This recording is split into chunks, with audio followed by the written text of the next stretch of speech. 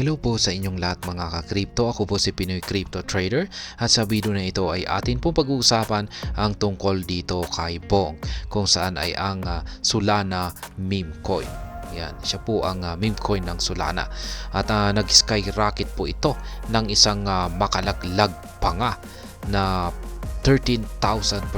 Yearly surge po yan. Kaya yan, matindi po talaga ang performance ni Bong, kaya pinagkagulan po talaga ito.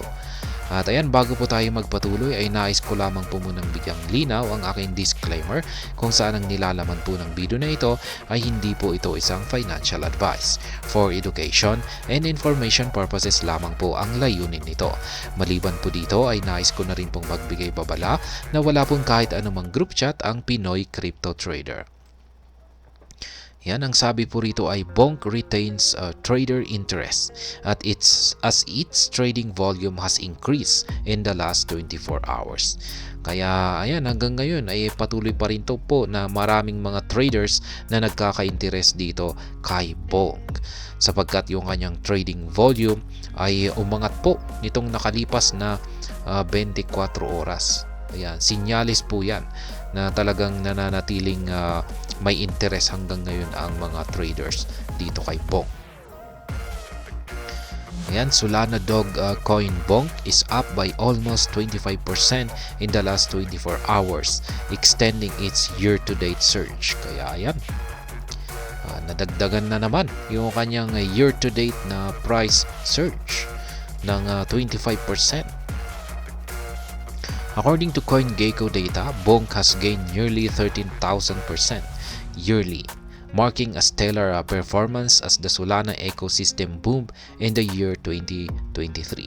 The Solana ecosystem exploded as Bonk began a multi-week run of over 1,000%, landing listings on prominent exchanges like Binance and Coinbase. Kaya ayan, ganyan po kasi yung nangyari dito kay Bonk. Sumabog siya, tapos nang sumabog siya ay nagkaroon pa siya ng listing sa mga malalaking crypto exchanges na ito na si Binance at saka si Coinbase. Kaya yan, ang tindi talaga ng kanyang yung kanyang inangat sa presyo. Halos nasa 13,000% na po yan. Bonk retains trader interest as its trading volume has increased in the last 24 hours owing to its price increase as the overall crypto market has declined. Kaya ayan, kahit na yung overall market ay nag-decline na, nagkaroon na ng parang hindi na ito umaangat, pero pagdating dito kay Bonk ay ayan po siya. Ayan, patuloy pa rin po siya sa kanyang paglago. According to CoinGecko data, the trading volume of Bonk has been $421.5 million in the last 24 hours, representing a 96.10% increase from one day ago and signaling a recent rise in market activity. Kaya yan, ang laki po niyan, 96.10%. Yan, napaglago dito sa kanyang trading volume. Most likely, new exchange listings might have contributed to Bonk's price increase and trading volume growth. Kaya yan, mukhang may mga bagong listings po kasi kay Bonk, kaya yan ang nagdulot sa paglago ng kanyang trading volume dito. Crypto.com, a major crypto exchange, has announced the listing of a new Bonk USDT trading pair on the platform. Kaya yan po pala, si Crypto.com yung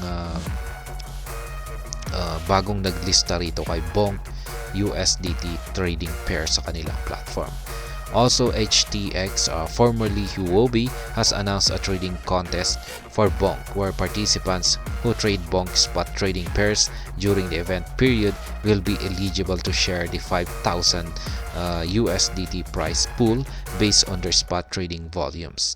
The promotion runs from December 28, 2023 until January 7, 2023. Kaya yan, may pa-contest na rin po pala itong HTX na ito or ang dating Huobi. Ayan, may pa-contest po sila dito kay Bonk. Ayan, yung mga traders dyan, yung mga nagti-trade sa mga spot trading, ayan, ay kung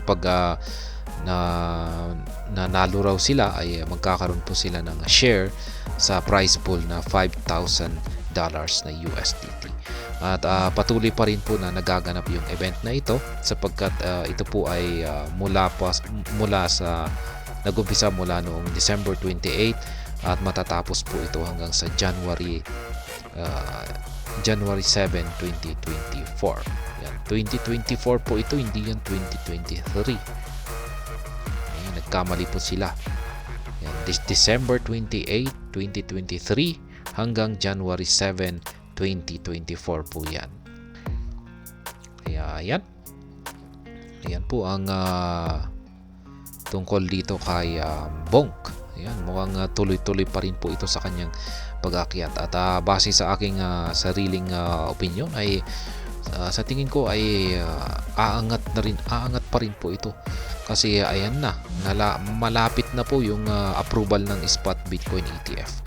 At syempre, ayan, magkakaroon din ng benefit itong si Bonk maski meme coin po siya.